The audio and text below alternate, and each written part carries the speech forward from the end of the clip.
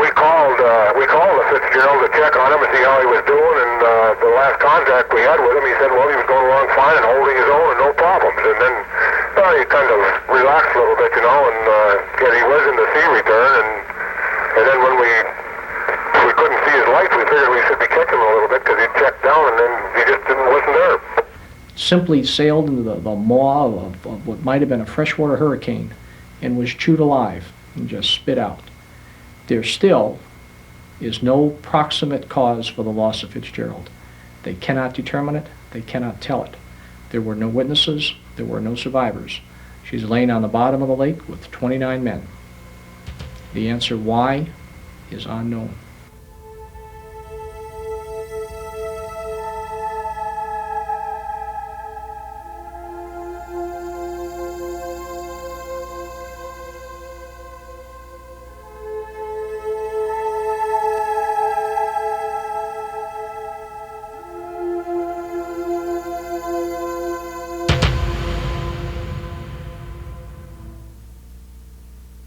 For centuries, humankind has been intrigued and captivated by tales of maritime disaster.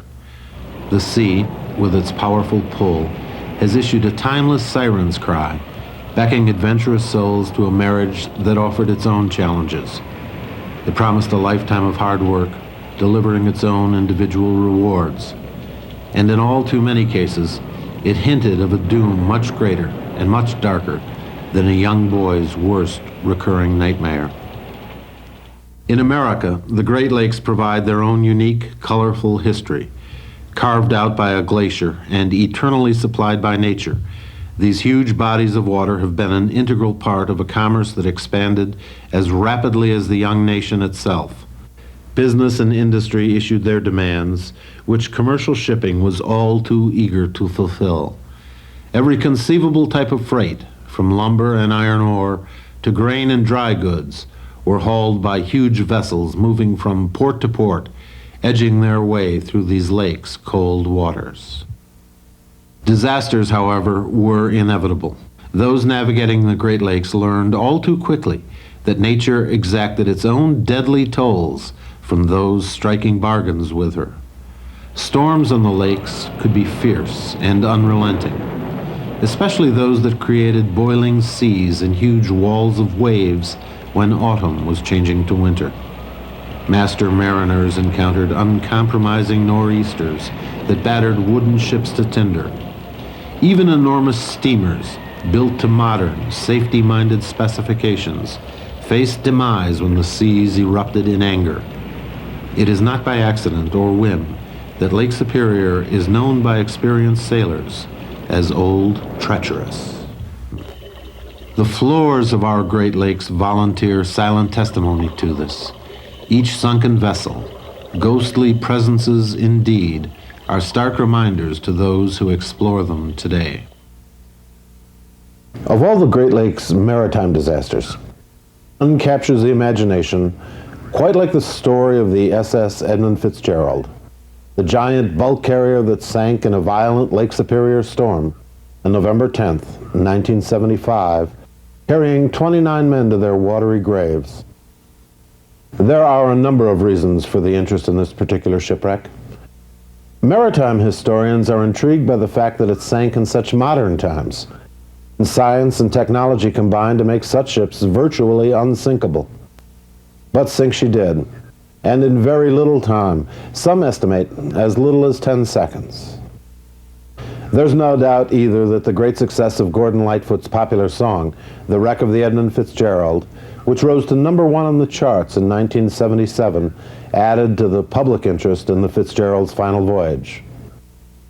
The major attraction, though, seems to lie in the air of mystery surrounding the ship's demise.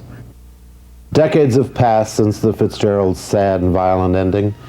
Time has offered very few answers as to what actually brought her down. There are many remaining questions, and for each question there seems to be a theory rather than an answer. That's how it will always be, for with no survivors or witnesses to the sinking, there can be no absolute conclusions. During this program, we will explore the story of this great and noble vessel. We'll examine her history prior to her fateful last voyage, and we'll hear the different theories about what might have led to her demise. We'll also visit the site of the wreck itself, entombed in more than 500 feet of icy water, forever silent, its mysteries locked into the depths of Lake Superior.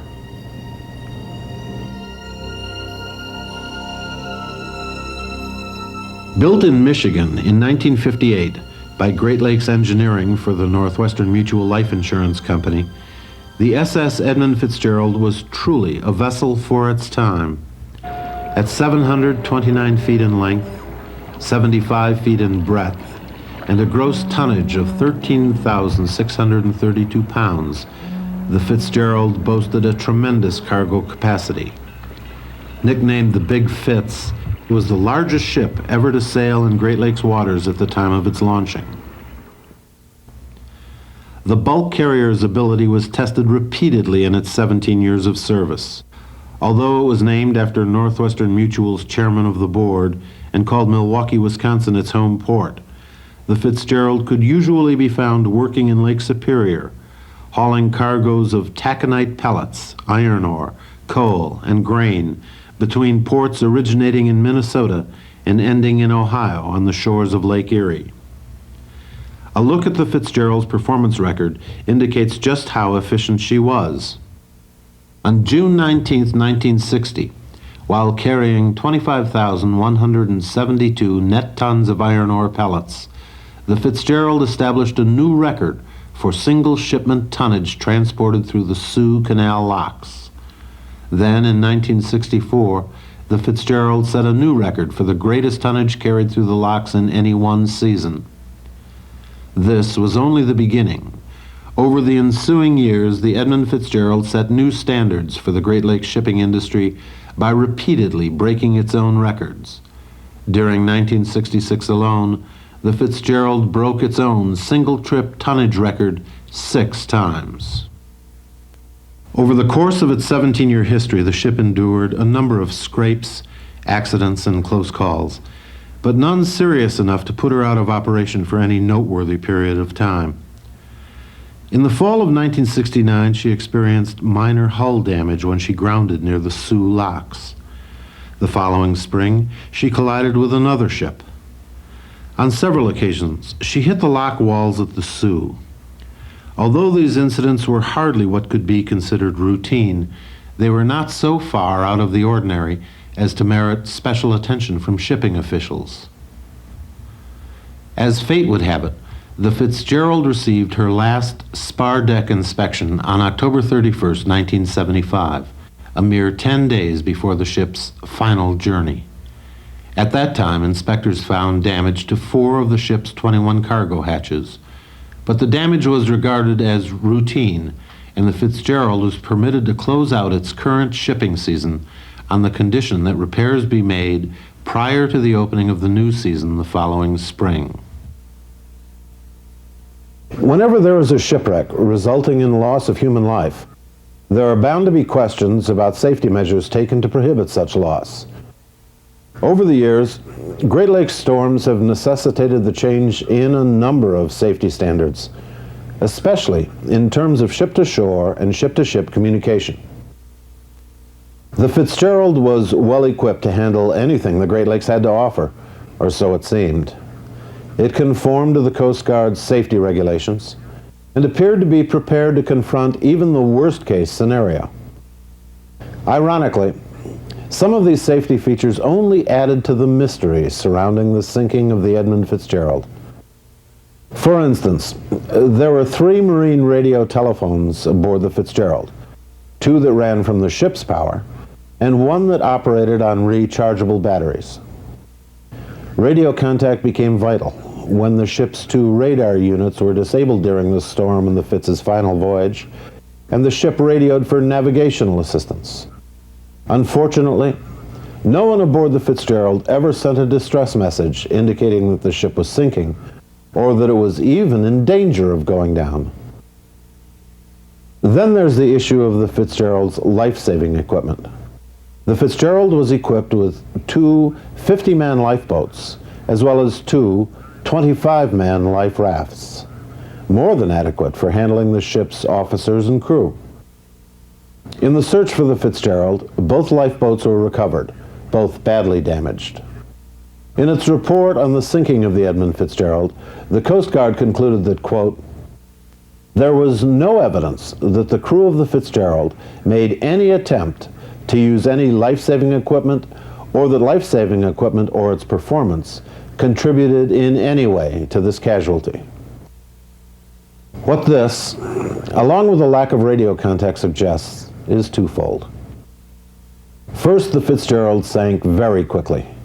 Too quickly for the crew to radio for help or launch its life-saving vessels, which took 10 minutes to lower during the ship's customary fire drills.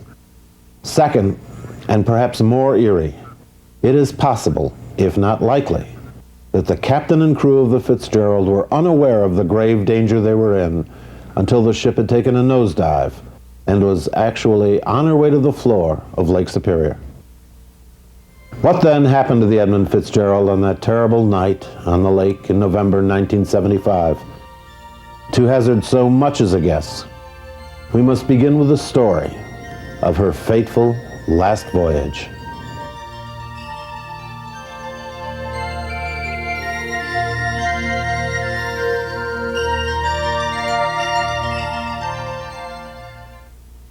And Captain Ernest M. McSorley prepared the Edmund Fitzgerald for departure from Superior, Wisconsin on Sunday, November 9th, 1975. He had no reason to believe that he would be involved in anything other than a routine run. The Fitzgerald, loaded with 26,116 tons of taconite pellets, was scheduled to move across Lake Superior with a final destination of Detroit, Michigan. It was also to be the ship's last run of the season. Loading and fueling of the Fitzgerald had been strictly routine, as were other preparations. And while Captain McSorley was aware that a storm was heading his way, he had no reason to be alarmed or to delay his scheduled departure. With 44 years' time on the Great Lakes, McSorley could boast a wealth of experiences. He had been working on ships since he was 18 years old, and at age 19, he had become the youngest master on the lakes. He had seen a lake storm in his day. When the Fitzgerald left the Superior dock on the afternoon of November 9th, the National Weather Service was calling the storm a typical November storm, and the early hours of the Fitzgerald's journey passed uneventfully. 2 hours into the trip, around Two Harbors, Minnesota, the Fitzgerald found company in the form of the SS Arthur M. Anderson, a 767-foot bulk carrier bound for Gary, Indiana. Like the Fitzgerald, the Anderson was carrying taconite pellets. The two ships followed similar eastward courses, the Anderson in front by 10 to 20 miles. The storm, intensifying by the hour, was now proving to be bothersome, slowing the two ships' progress to such an extent that by 7 a.m. on November 10th, after a night on Lake Superior, Captain McSorley radioed ahead to Sault Ste. Marie and informed the company office there that his estimated time of arrival would be delayed indefinitely due to the weather. By this time, it was clear that the storm on the lake was anything but typical. The weather system, a classic panhandle hook, had begun in the Oklahoma Panhandle, gained momentum as it moved in a northeastern direction through Iowa and Wisconsin, and was roaring at full force by the time it centered itself over Michigan. The National Weather Service had taken note and had issued gale warnings for Lake Superior by early evening on November 9th. By early in the morning of November 10th, those warnings had been changed to the more ominous status of storm warnings. No one, in fact, needed to tell the captains of the Fitzgerald and the Anderson of the worsening weather conditions.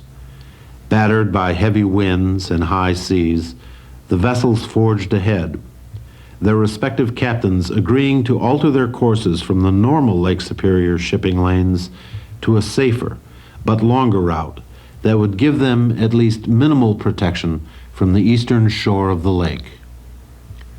Throughout the day, the ships traveled in a southeastern direction, battling the storm as well they could. The two ships were still in sight of each other, though the Anderson was now having to cut navigational corners to keep up with the faster Fitzgerald, which had moved out ahead. At 1:40 in the afternoon, Captain Jesse Cooper of the Anderson radioed Captain McSorley to say that he anticipated a wind shift and that he would be changing his ship's course in a way that would allow it to pass Michipicoten Island with high seas astern. McSorley replied that he had already passed the island, but then he added that the Fitzgerald was rolling some.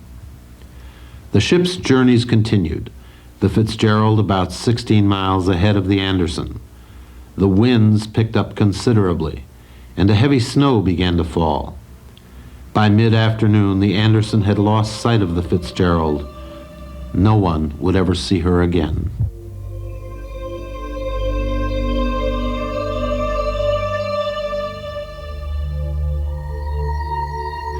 The two ships remained in contact by radio, and the Anderson was able to keep track of the Fitzgerald by radar.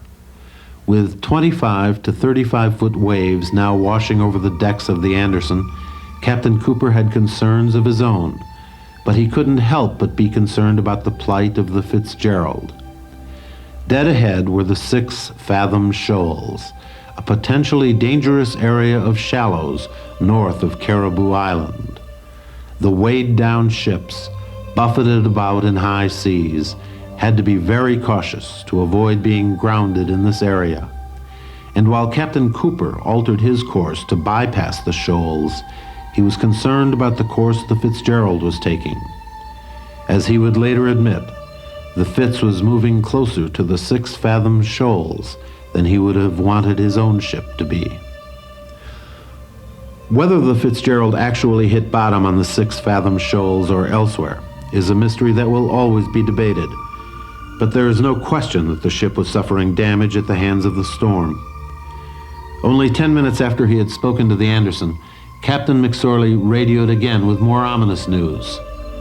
The Fitzgerald, he reported, had a fence rail down, 2 vents lost or damaged, and had developed a starboard list. This was troubling news indeed. With damaged vents, the Fitzgerald would be taking on water from topside the ship. Did the Fitzgerald have its pumps going, Captain Cooper asked. McSorley replied that he had 2 of the ship's pumps working. Now worried about his ship and the toll the storm was exacting from it, McSorley told Cooper that he was going to slow the Fitzgerald down, to let the Anderson catch up. Cooper promised to keep an eye on the troubled ship.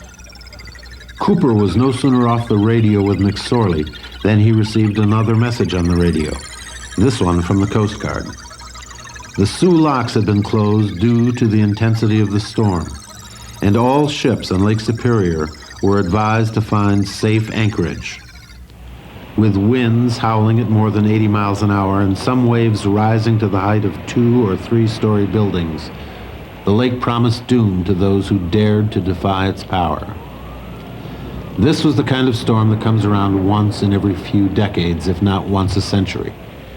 Captain McSorley had seen his fair share of Great Lakes storms, but he admitted in a radio conversation that the seas now were the worst he had ever seen. Both of the Fitzgerald's radar units had been knocked out, and the ship was listing badly. McSorley must have realized that, in the teeth of such a storm, he was battling both time and nature. Still, he had little choice but to forge ahead, inching toward safe harbor at Whitefish Point. Aware that the Fitzgerald had lost its radar, the officers of the Anderson did their best to navigate the Fitz by radio. At the very least, there were still a few hours of very rough sailing ahead of them. At 5 o'clock in the afternoon, the Fitzgerald was near Caribou Island, still 35 miles from Whitefish Point. The Anderson was closing the distance between the two ships, and the Fitzgerald was calling regularly, about once an hour, to receive its position from the Anderson. If McSorley believed that his vessel was in any true danger of sinking, he didn't indicate it during these radio transmissions. At 7:10 in the evening, the Anderson's first mate contacted the Fitzgerald to inform McSorley that there was another ship in the area, about 9 miles ahead of the Fitzgerald. "Well, am I going to clear?" the Fitzgerald asked. "Yes," replied the Anderson's first mate. "He is going to pass to the west of you." Then, just as he was about to sign off, almost in afterthought, the Anderson's first mate added, "Oh, by the way, how are you making out with your problem?" Replied the Fitzgerald, "We are holding our own." No one ever heard from the Fitzgerald again.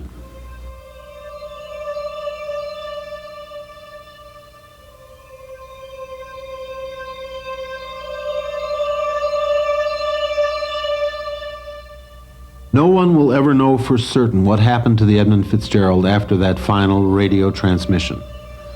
1 minute, she was on the Anderson's radar, supposedly holding her own in her terrible battle against the forces of nature. The next minute, she was nowhere to be found. The snowstorm on the lake had stopped, but no one could see the Fitzgerald's lights. Where, then, was the Fitzgerald? It was a question that Captain Cooper wanted almost desperately to answer. Ships the size of the Fitzgerald didn't just disappear from radar. There had to be an answer.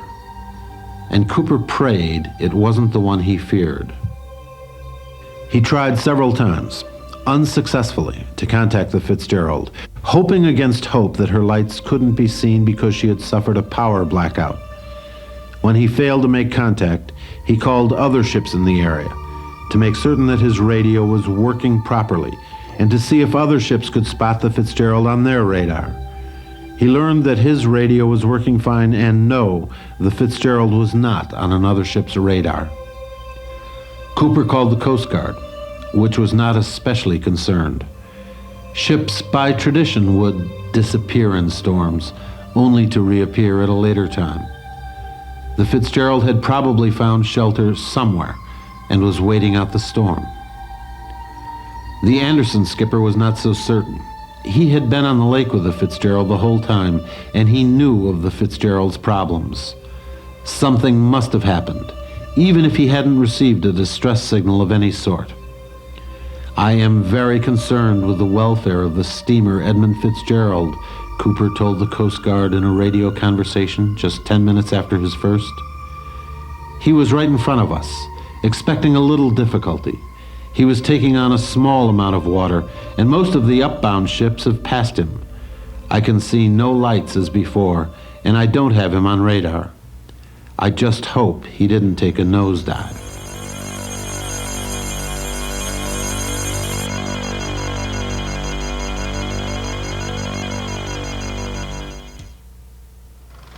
An intense, exhaustive search for the missing ship took place, beginning immediately after the Anderson's second call to the Coast Guard. The search lasted several days, with over a dozen ships searching the area, including the Anderson, which risked capsizing by turning around in the huge waves. Coast Guard aircraft patrolled overhead, looking for possible survivors or evidence of a shipwreck. Neither ship nor survivors were found. News of the Fitzgerald spread quickly, appearing in newspaper headlines and in radio and television broadcasts coast to coast. The story made page 1 of the New York Times and received mention in both Time and Newsweek. Walter Cronkite brought up the story in his CBS Evening News, as did the other 2 major television networks. To those reporting and receiving the news, it seemed impossible that a vessel of the Edmund Fitzgerald's size and stature could sink in this modern age of shipping. The continuing search for the Fitzgerald finally yielded evidence of the ship's tragic demise. Its 2 large lifeboats were found, terribly gnarled and damaged, one looking as if it had been bitten in half by the teeth of the angry lake itself. The other inflatable life rafts were located, though none showed any sign of being launched by the Fitzgerald's crew. Also discovered were some lifeboat oars, life preservers, a boat cover, a sounding board, a wooden fender, a searchlight, and other scraps of flotsam. There was, however, no sign of the ship itself. finding any survivors or the Fitzgerald, if she was still afloat, would be to ask the Anderson or any other vessels that were in the area, such as the William Clay Ford, which had anchored off of Whitefish Point, to turn around and go back out into that area to see if they could see any survivors. When I asked the Anderson, Captain Bernie Cooper was a little bit shocked. He says, "Do you know what you're asking me to do?" And I said, well, yes, I do, because I was in a storm like that myself about 9 years ago on a Coast Guard vessel when the Daniel J. Morrell had sunk in Lake Huron, and I know what it is to be in 20 and 30-foot waves and to have 40 or 50 knots of wind blowing, and it was difficult to turn a vessel around in that kind of a sea. I had to tell him that I couldn't order him to do that, but I would ask him to do it because he was the only salvation that could possibly save any crew members off of the Fitzgerald at that point in time, the only probable salvation that they had, unless some helicopter could spot some people in the water and pick them out, which wouldn't be an easy thing to do either. But we did have helicopters en route to the scene and other Coast Guard fixed-wing aircraft. So anyway, the Anderson agreed that he would turn his vessel around, and I told him he had to make the final decision as to hazarding his vessel, and I was a little reluctant to ask him to do it because somebody might fault me for making that decision or even requesting that decision if something would have happened to the Anderson in those heavy seas out there. But I knew that he was a very capable mariner, and he would evaluate the situation and do the best he could, and if he couldn't do it, he would turn around and come back into Whitefish Bay. He did search through the area for the whole following day, and he and the other vessels did find some debris from the Fitzgerald. We had about 8 or 10 ships anchored in the bay. We were talking, the Anderson says, well, he might go back out there, and so I'm thinking, well, if my son was on that ship, which I knew a lot of people on that ship, if my son was on that ship, I sure want some of my friends to come out and look for my son. So I asked the rest of the guys, say, you want to go out there? You think we should go out there? And every one of them says, well, whatever I wanted to do, they would do. So I says, well, get her underway. We'll get the engine ready, we'll go out and we'll take a look. And it was the captain's decision that he decided that we would go look for this boat in the storm at our own risk of our lives to go rescue another vessel that was out. And the seas were very heavy, 30 to 40 foot seas. The wind was blowing 70, gusting up to 75 and 80. And it was very serious and dangerous conditions in which the captain left our safe port to go look for another vessel, which says something for this Captain Erickson. And all the men approved of going out there and looking for this vessel because we know that it could possibly happen to us someday, and we would like to have someone looking for us. Anyhow, I couldn't believe that a ship the size of the Fitz would sink, disappear like that, so I called Cleveland because I thought my officer of the deck was messing with me. So I called Cleveland, they said no, that was correct, that they really had. And so I ordered an immediate recall of the crew, and we were on 6-hour standby. In an hour and 17 minutes, we sailed out of Duluth. We've been down there, it took us about 30 or 23 hours and 10 minutes, I think it was, really, and we saw a light, flashing light. We hove over towards that, and it turned out to be probably the last life ring with a float light on it that had came off the Fitzgerald. We marked the position that we picked it up in, assuming that it would be relatively close to where the Fitz went down. The water in the area is very deep, far too deep for divers to explore safely. So much of the search for the Fitzgerald was conducted by using sonar equipment or a magnetic anomaly detection unit. Both detected a large presence that proved to be the Fitzgerald. I was excited about going on there, you know, and she was kept up real well. All the departments, very clean vessel, operated real well. If you was to ask any sailor if they would name 1 or 2 ships that they would rather ride on in a storm, the Fitzgerald's name would always come up because she was well made, you know, and she was a big ship and was noted for riding good seas and all aspects of a storm, you know. And the woman I worked for had called me and said, what ship was Tom on? And I said, the Fitzgerald. She said, did you hear the news? And I said, no. And she said, well, don't leave your house. She said, somebody will come and be with you. I never heard from the people that owned Fitzgerald till, and was it the next time I called and they wouldn't give me any information at all even.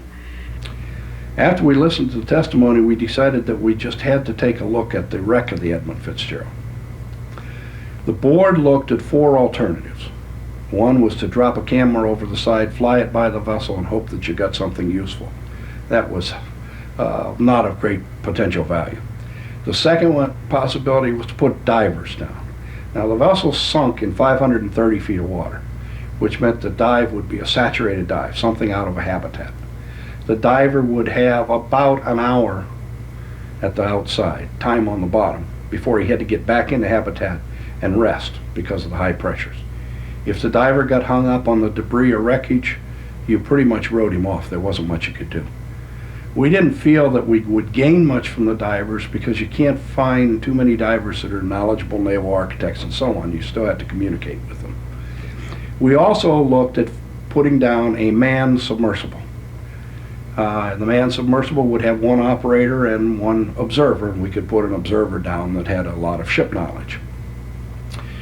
We discounted that primarily because it too bore a great deal of risk that the vessel would become entangled in the wreckage. We really didn't know what the wreckage looked like at that time. We knew it was strewn about the landscape on the bottom. So the 4th alternative was to send down an unmanned submersible, and that's what we chose. And it was a vehicle called the Curve 3. It was owned by the Navy. It was developed primarily to retrieve acoustic torpedoes that didn't surface after practice runs because the torpedoes were very expensive. The Curve 3 and their crew were the same vehicle and crew that had recovered the H-bomb that was lost off the coast of Spain some years before that. And they had retrieved a submersible that got hung up in the bottom of the North Sea. So they were a very experienced crew, very knowledgeable and competent crew. We asked the Weather Bureau to give us a time when we could have a window of about 10 days of good weather. Now you have to remember, we're talking in January of 1976 by this time. And we're asking for good weather, and you don't get much good weather up on Lake Superior that time. They gave us time in May of 76. The Edmund Fitzgerald came to rest in 530 feet of water, about 17 miles northwest of Whitefish Point, the wreckage offering a stark indication of the horrors of its final voyage. The ship was torn into 2 pieces, most likely from the tremendous force with which it struck the bottom of Lake Superior. The 270-foot bow section came to rest in an upright position, buried deep in the mud that the Fitzgerald plowed through when she hit the floor of the lake. The 252-foot stern section came to rest about 170 feet from the bow.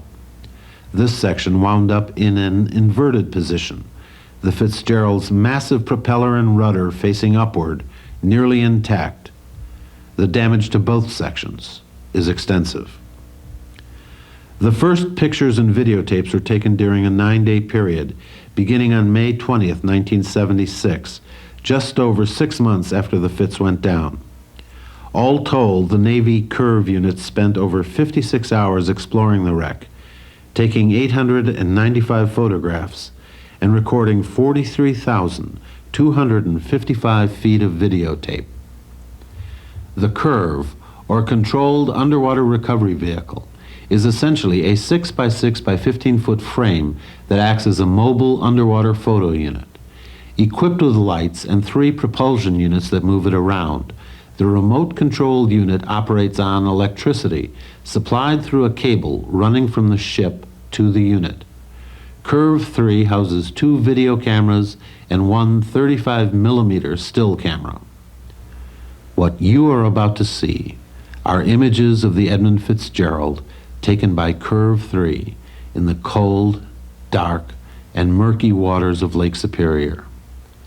Even now, it's difficult to believe that this twisted wreckage was once considered to be an invincible part of the shipping industry.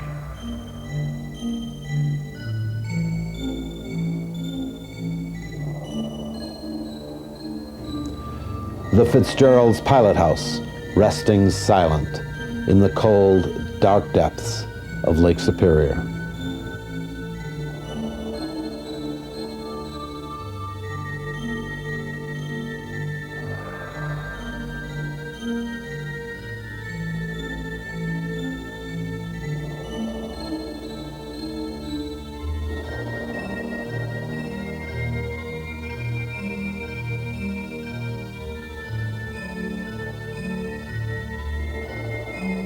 The Edmund Fitzgerald lies on the floor of Lake Superior in a depth of 530 feet, just 17 miles from Safe Harbor.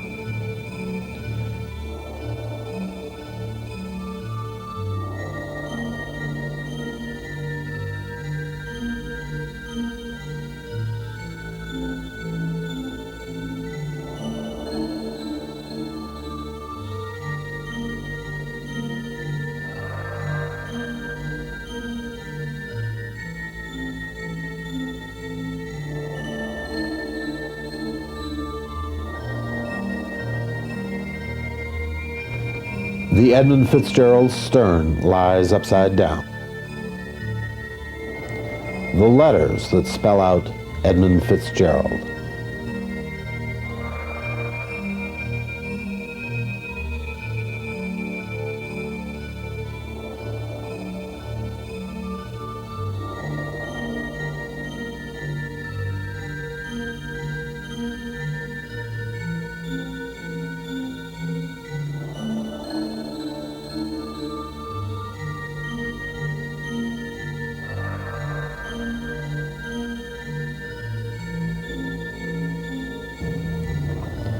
Some experts say she plunged to the bottom in as little as 10 seconds, far too fast to summon help from the phone, which was only an arm's length away in the pilot house.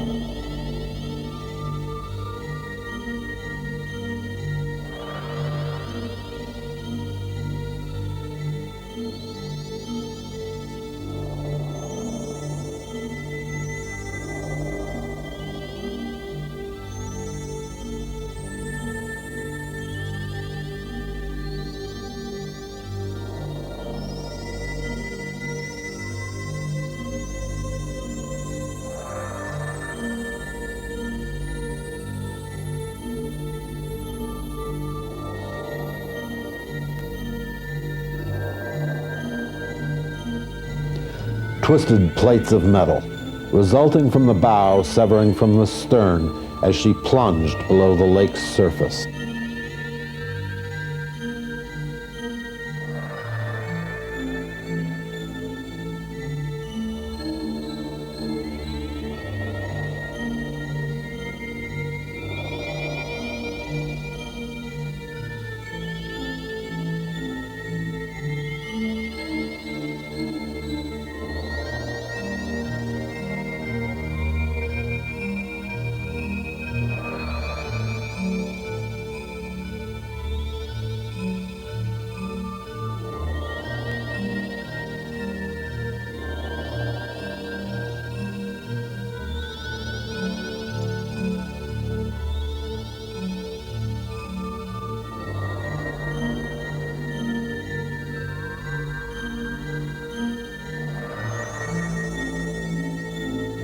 The once pride of her fleet, now reduced to only salvage.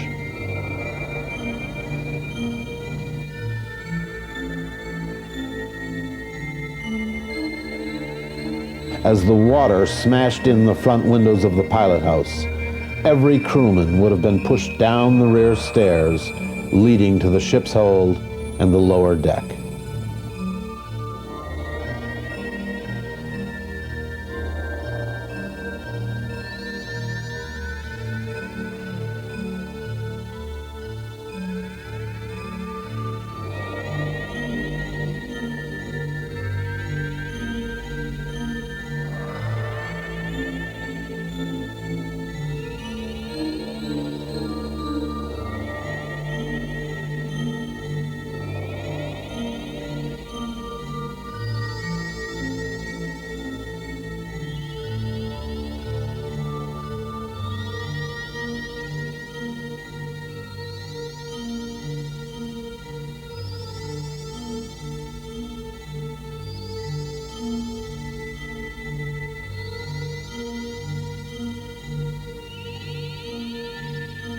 In the darkness lies a world of her own.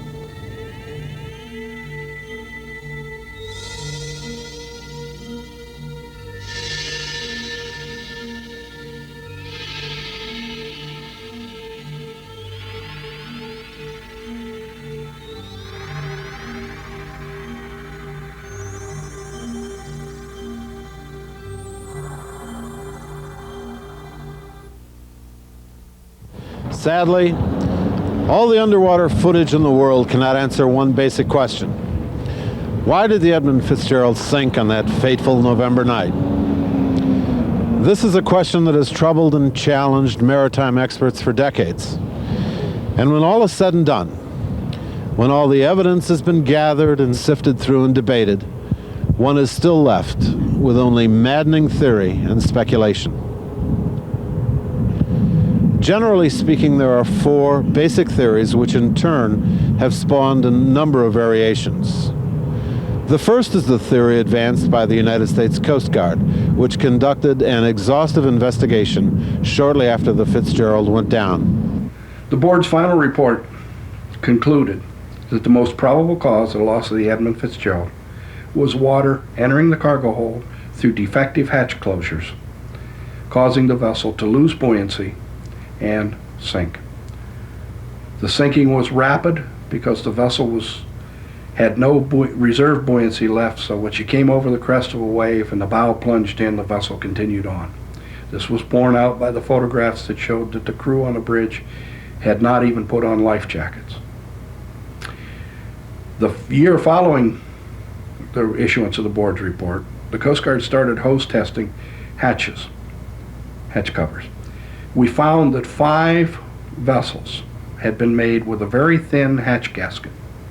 3 of these we could not get tight no matter what they did, short of replacing the gasket with a heavier gasket.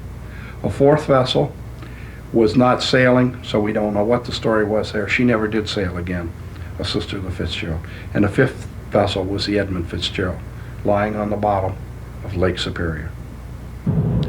The Lake Carriers Association, located in Cleveland, disputed the Coast Guard's conclusions in a study of its own. This report contends that the Fitzgerald suffered its fatal damage beneath the sea line, most likely as a result of the ship's bottoming out on the 6-fathom shoals and sustaining hull damage.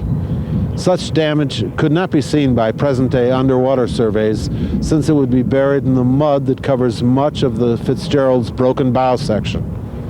In this scenario, the end result is the same, only the cause differs from the Coast Guard report. That she probably did touch on Caribou Shoal. She likely did damage her bottom. She was unaware of it. She continued downbound, heading for the Sioux, and because of the damage suffered and the continuing erosion of the vessel integrity, she simply, at 7:10 p.m. or shortly thereafter, dove for the bottom. I suspect that there would have been virtually no warning.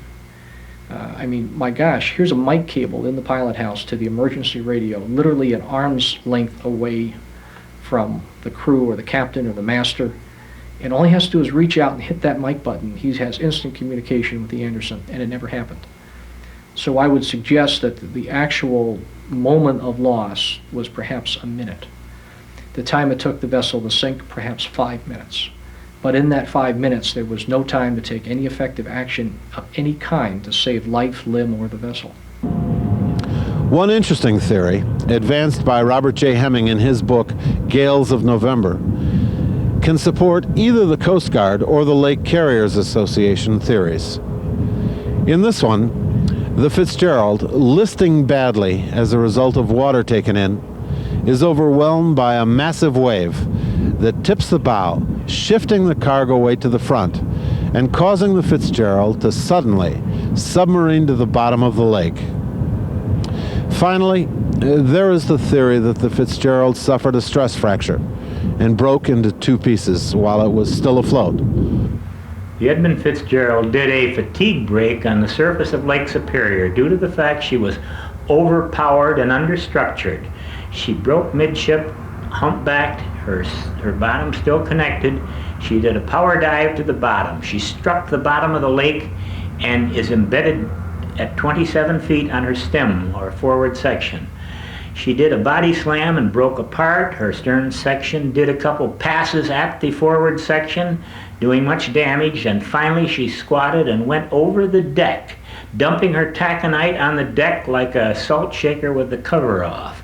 The taconite remains there 3 foot deep. This section was struck very many times to damage the hatches. Her forward section then was passed by the stern section, and it went over nose down right in front of the forward section with the wires still tethered, keeping her straight up and down.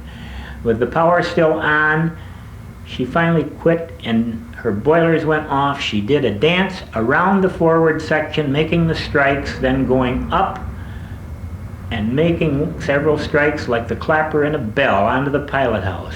She then rested 180 feet away where she floated to because her wires are still tethered. Mr. Jacques Cousteau found this out on his first dive on her. She lays there now because of her buoyancy in the ballast tanks, letting her rest upside down. There is no question that tremendous pressure was placed on the ship's superstructure during the storm, and the idea of the ship breaking apart from the stress was given consideration by those conducting different investigations of the Fitzgerald sinking. There was, after all, precedent for this. In 1892, the Western Reserve, a steel carrier, had broken apart from stress and sank in Lake Superior.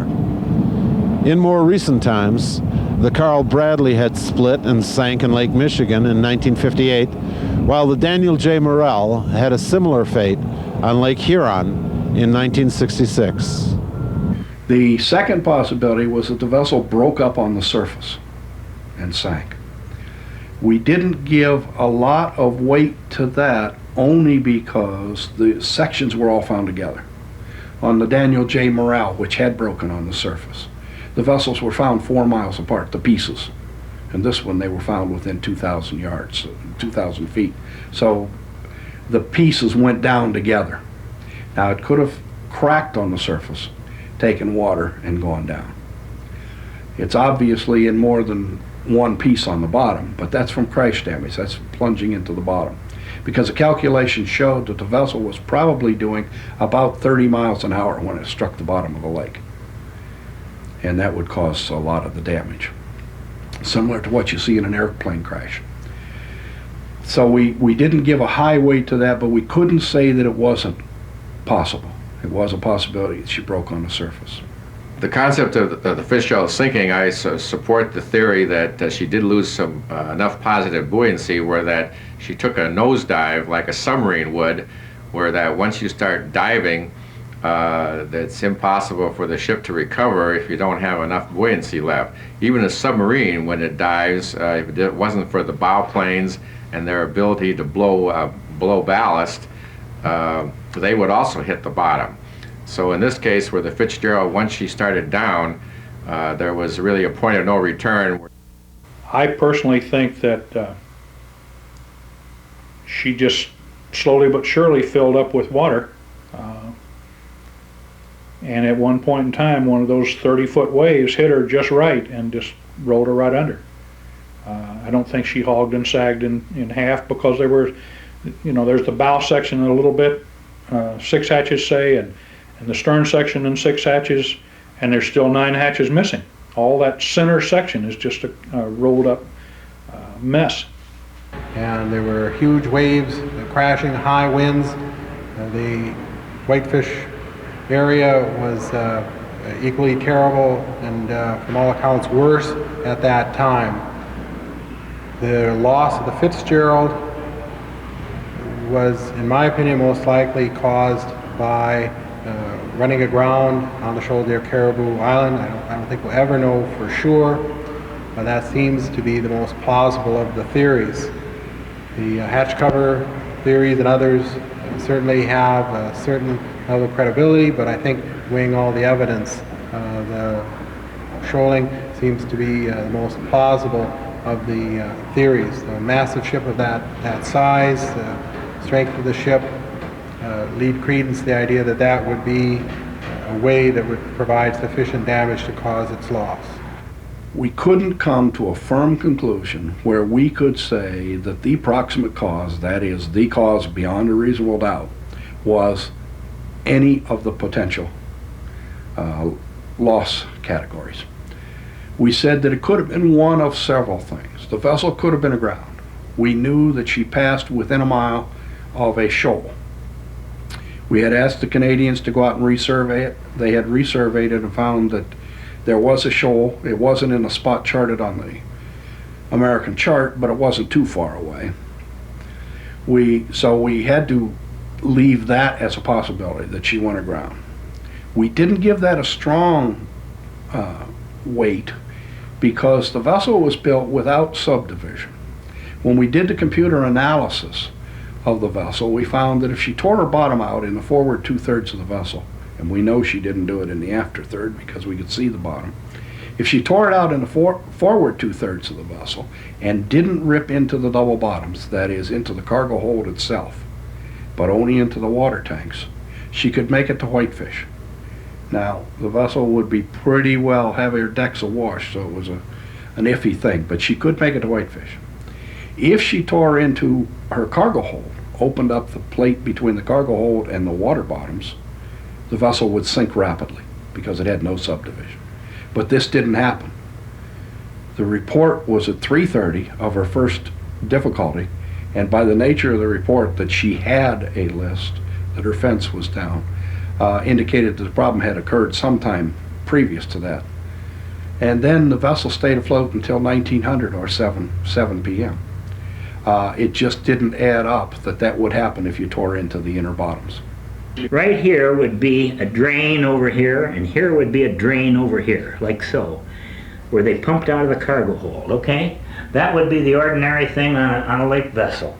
With the Fitzgerald, what they did, they cheapened her up. They put one drain in the center. Now, he was telling us also that he was taking on a list. If the list were caused by water into the ballast tanks or the lower section, he could pump out either side because they were divided absolutely midship. He could have straightened her up, but with only one drain in the cargo hold, she could pile up water over here, and it could not be pumped out if she had a list.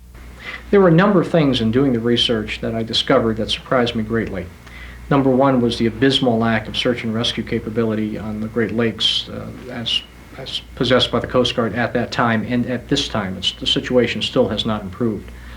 That here we have a modern ore freighter, disappears with all hands, severe storm on the lakes, and the Coast Guard was basically ineffective in any capability of rescuing the crew.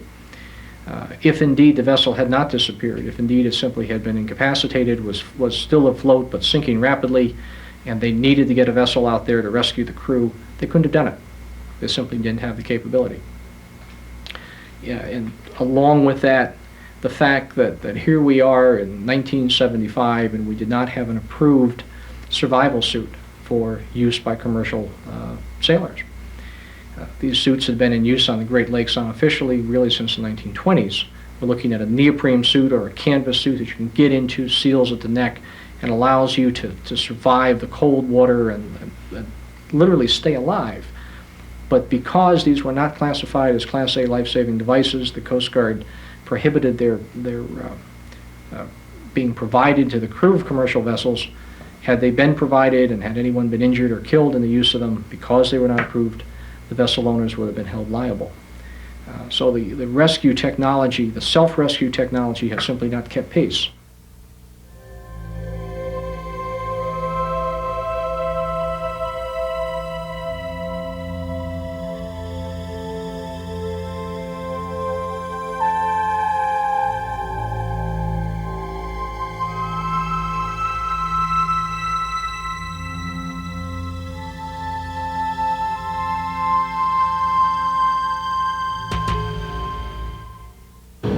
The Edmund Fitzgerald left behind no survivors, nor were there any eyewitnesses to her sinking. So all we're left with is speculation. There's an old saying on Lake Superior, the lake never gives up her dead. And this rings of terrible truth when one thinks of the fates of the 29 souls aboard the Fitzgerald on November 10th, 1975. On that night, nature had spoken with all its fury, and now, all these years later, we're left to ponder nature's power in the cold silence of the lake's dark and frigid depths. On the 9th day of November, mooring off Wisconsin shore, a straight deck steamer loaded down with tack and iron ore departed from the Burlington railroad dock that morning, steaming eastward towards Detroit on Superior's fatal course.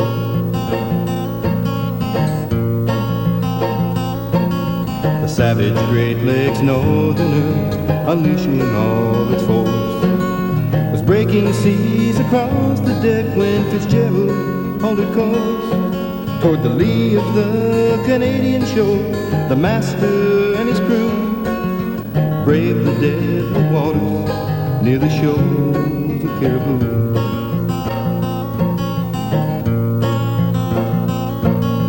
Fighting seas behind Fitzgerald, running down bound to the steamer Arthur Anderson. The master and his crew received a call from up ahead. Fitzgerald's hull had listed, a fence rail had been torn apart, and 2 ballast tank vents missing.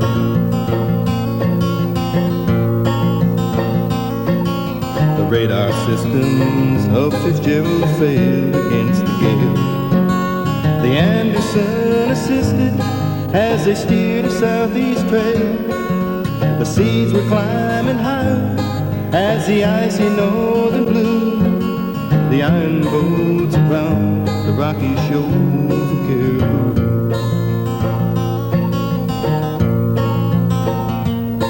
Three ocean vessels traveled upbound passage in the night. When they had passed the radar screens, showed nothing left in sight. The master of the Anderson reported grave concern. Unknown to him, Fitzgerald would never more return. Caribou in Canadian crystal waters, 6 fathom shoals